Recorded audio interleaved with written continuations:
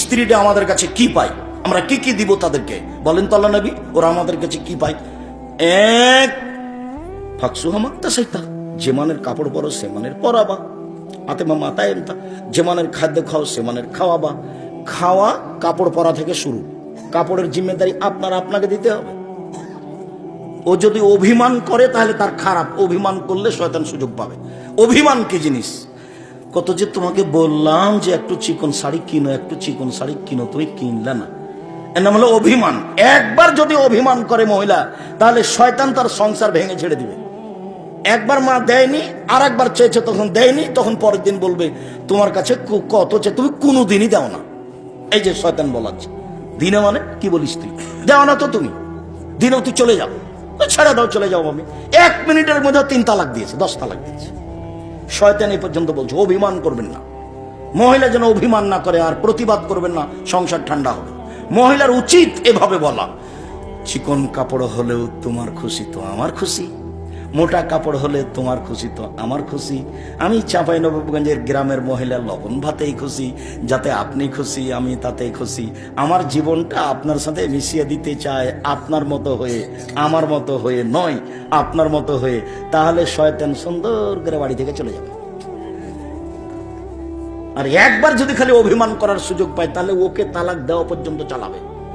খালি বলবে যে তোর স্বামী একটা কথা শোনে না, তোর স্বামী একটা কথা, দেখ না কালকে শুনেনি, পরশু দিনে শুনিনি, এই যে একটু কাকে বললি এটা শুনলেন না, এভাবে আপনাকেও বলাবে।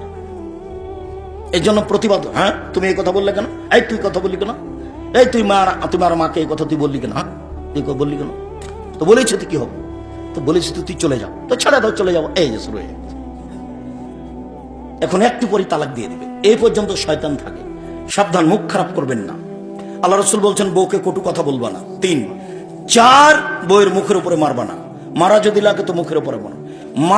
5 লা তাতরুকা ইলাউল তাজরা ইল্লা বিল বাইতে, তুমি তোমার বাড়ি ছাড়া তাকে কোথাও থাকতে দিও না।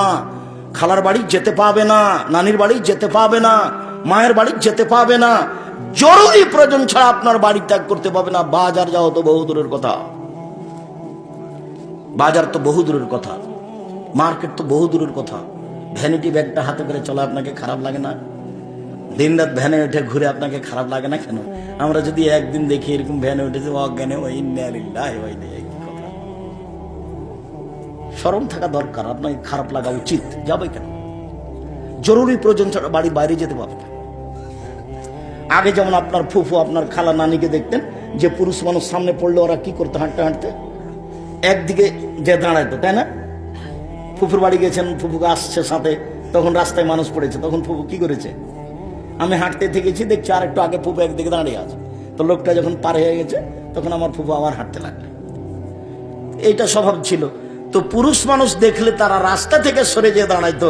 আর ওই বাড়িতে আপনার স্ত্রী চাঁপাইনবাবগঞ্জ বাজারে ঘুরে, আর আপনি বলছেন আমি শিক্ষিত মানুষ। ভুল হিসাব, আপনি শিক্ষিত নন, আপনি মূর্খ মানুষ। শিষ্টাচার বলে আপনার কাছে কোনো জিনিস নেই। সম্মানিত দিনী ভাই বোন, রাসূল সাল্লাল্লাহু আলাইহি সাল্লাম যা বলেছেন তাতে সদাচরণে জান্নাতুল ফেরদাউস পাওয়া যাবে। আগের হাদিস ছিল সবচেয়ে দামি জান্নাত, এবার হলো জান্নাতুল ফেরদাউস। দেখেন এক খেলেছে থাকবেন, কথার 19 বিষয় নেই জানো। উমামা বাহিলি রাদিয়াল্লাহু তাআলা আনহু বলেন, আল্লাহ রাসূল বলেছেন, আনা যাইমুন বিবাইতিন মিল্লামান তারাকাল মিরাহা ওয়া ইন কানা মুহিক্কান। কেউ যদি তর্ক ছেড়ে দেয়, সত্য হলেও তর্ক করবে না। আব্দুর রাহিম সাহেব এটা বলেছেন, আরে না এটা বলেছেন, আরে না এটা বলেছেন, আসসালামু আলাইকুম, গেলাম ভাই, আমি তর্ক করতে রাজি নই, আমি গেলাম। যে তর্ক ছেড়ে দেয়, আমি মুহাম্মদ সাল্লাল্লাহু আলাইহি সাল্লাম তাকে জান্নাতে একটা ঘর নিয়ে দেব। সত্য তর্ক হলেও করতে পাবে না। বিবাইতিন ফি রাবাদিল জান্নাহ লিমান তারাকাল কিযবা ওয়া ইন কানা মাযহা। কেউ যদি মজাক করে হলেও মিথ্যে না বলে, মিথ্যে ছেড়ে দেয়, মজাক করে বলবে না, তৎ করে তো বলবে না, বলবেই না, মিথ্যে সাক্ষী তো দিবে না, দিবেই না। মজাক করে যদি মিথ্যে না বলে, আমি মুহাম্মদ সাল্লাল্লাহু আলাইহি সাল্লাম তাকে জান্নাতে একটা ঘর নিয়ে দিব।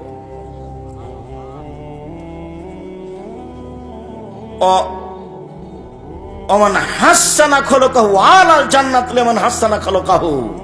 আর আমি সবচেয়ে মাঝামাঝিতে উঁচু জান্নাত, জান্নাতুল ফেরদাউস নিয়ে দেব, যে তার চাল চলনকে ভালো করলো। যদি না বুঝাতে পারি আমি ব্যর্থ, আপনাকে আমি বুঝাতে পারলাম না। তর্ক ছেড়ে দিলে জান্নাতে একটা ঘর, মিথ্যে কথা ছেড়ে দিলে জান্নাতে একটা ঘর, আর জান্নাতুল ফেরদাউস হবে যার চাল চলন ভালো তার জন্য, উনি নিয়ে দিবেন। মুহাম্মদ সাল্লাল্লাহু আলাইহি ওয়াসাল্লাম আপনাকে নিয়ে দিবেন, উনি জিম্মেদার। যার চাল চলন ভালো তাকে আল্লাহর নবী কি নিয়ে দিবেন? জান্নাতুল ফেরদাউস নিয়ে দিবেন। মনে থাকবে না মনে হয়? যার চাল চলন ভালো আল্লাহ নবী তাকে কি নিয়ে দিবেন? জান্নাতুল ফেরদাউস নিয়ে দিবেন। উনি বলছেন আমি জিম্মেদার, আমি নিয়ে দিব। তো চাল চলন কি জিনিস? তো অবাক কথা। চাল চলন ভালো আচরণ দিয়ে দুইটা বড় বড় নেকির ইবাদতের নেকি হবে, দুইটা বড় বড় ইবাদত তার নেকি হবে। আয়েশা রাদিয়াল্লাহু তাআলা আনহা বলেন, আল্লাহর নবী বলেছেন, ইন্নামাল মুমিন ইয়াজাদু বিহুসনি খুলুকিহি দারাজাতা সাইমুল কায়েম। মানুষ ভালো চাল চলন আচরণ দিয়ে রাতে তাহাজ্জুদ পড়ে যত নেকি হয়, ভালো চাল চলনে তত নেকি হয়। নিয়মিত সিয়াম রোজা থেকে যত নেকি হয়, ভালো চাল চলনে তত নেকি হয়। মনে থাকবে? ভালো চাল চলনে 1 নিয়মিত তাহাজ্জুদ, ভালো চাল চলনে 2 নিয়মিত রোজা নফল সিয়াম। মনে থাকবে না মনে হয়? মনে থাকবে না? তুমি তো ভুল বুঝেছো। সাপ্তাহিক 2টা বললে হবে না, সবটাই বলতে হবে। যদি সবটাই মনে করে থাকো তাহলে ঠিক আছে। নিয়মিত নফল সিয়াম মানে সপ্তাহে 2টা, ওই হিসাবে ঠিক আছে। নিয়মিত নফল সিয়াম দিয়ে জানে কি হয়, ভালো চাল চলনে তাই নাকি হয় 1। 2 নিয়মিত তাহাজ্জুদ পড়ে জানে কি হয়, ভালো চাল চলনে তাই নাকি। আবু মালিক আশআরী রাদিয়াল্লাহু তাআলা আনহু বলেন, রাসূল সাল্লাল্লাহু আলাইহি সাল্লাম বলেছেন, আল মুমিন লিল মুমিন কাল বুনিয়ান ইয়াসুদ্দু বাযুহু বাযান সুম্মা সাব্বাকা বাইনা আসহাবিহি। একজন মুমিন আরেকজন মুমিনের জন্য প্রাচীরের মতো, একজন মুমিন আরেকজন মুমিনের জন্য প্রাচীরের মতো। তারপর দেখালেন এইভাবে, আল্লাহ রাসূল বলেছেন, দেখো দেখো দেখো পৃথিবীর মানুষ দেখো, বাস্তব দেখো। ডান হাতের আঙ্গুল বাম হাতের মধ্যে ঢোকালেন, এইভাবে মুসলমান থাকবে। এখন যদি একজন বিপদে পড়ে আর বিপরীত দলের, তাহলে এমন খুশি হয়, গর্ব হয় করে, ঠিক আছে ঠিক আছে ঠিক আছে, তুই বিপদে পড়েছিস, ঠিক আছে, তোর স্বভাব বনে পড়েছিস তুই, এভাবে বলছে। আমার চোখের দেখা গরু জবাই করেছে, আমার চোখের দেখা গরু জবাই করেছে, গরু। সেটা কি ছিল? বিপরীত দলের লোক পরীক্ষায় ফেল করেছে, যে ছেলে খুব মাথাব্বরি করতো ও পরীক্ষায় ফেল করেছে, তখন এই গরু জবাই করেছে খুশিতে। আর এখন তো আপনারা দেখতে পাচ্ছেন নেটে এমন হুজুর বলছে, একবারে ধুয়ে ছেড়ে দিছে। বাচ্চা টাচ্চা করে কি যে বলছে, তার মনে হচ্ছে বুদ্ধি কমে গেছে না কি, আল্লাহ ভালো জানে। আলেম ওলামা মানুষ যেসব আলেম ওলামা আর একজনের বদনাম করে, তখন সে আলেম, এটা আমার কাছে ধরা পড়ে না। আমার মনে হয় আমি যেভাবে বুঝি তাতেও আলেম নয়। তো বদনাম না করে তো বাঁচা যায়। আমি 90 সাল থেকে মাঠে আছি, 90 সাল থেকে এখন পর্যন্ত আমি কোনোদিন কারোর বিরুদ্ধে একটা বাক্য বলিনি। আমি কোনোদিন মাযহাবের নাম নিইনি। আমি সরকারের পাতায় পড়িনি, জীবনে কোনোদিন নিনি। আছি তো, ভালোভাবেই আছি আলহামদুলিল্লাহ। আপনার বিরুদ্ধে কথা বলার আমার প্রয়োজন হয় না। আমি পিছন দিকে তাকিয়ে দেখি না কে আছে। ও যদি আমাকে লুটে ধুয়ে খেয়ে নেয় তবে আমি কিছু বলবো না। বরং ও যদি গালি দিতে দিতে থেমে যায়, তো আমি আবার পাল্টা রিং দিয়ে বলি, ভাইজান গালি মনে হয় শেষ হয়নি, টাকা মনে হয় শেষ হয়ে গেছে। তো যদি আপনার কিছু থাকে তাহলে বলে নেন। অনেকদিন আমি এভাবে পাল্টা রিং দিয়ে বলেছি। আর গালি শুরু করেছে মনে হয় মা বোনকে দিয়ে শুরু করেছে। তারপরে আমি বলেছি, ভাইজান আর কি কিছু বলার ছিল? মনে হয় টাকা শেষ হয়ে গেছে, কথা মনে হয় বাকি ছিল, বলেন। পাল্টা তাকে কিছু বলার আমি প্রয়োজন মনে করিনি। এরকম পরিবেশ আল্লাহ আমাকে দেয়নি, ওটা আমি ভাবিনি।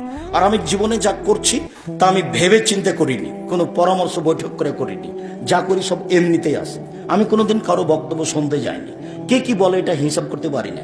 আমি মোবাইলে অন হলে রিং হলে অন করতে পারি, আপনার নাম আমি সেভ করতে পারি না। আমি তো বড় মোবাইল চালাতে পারি না।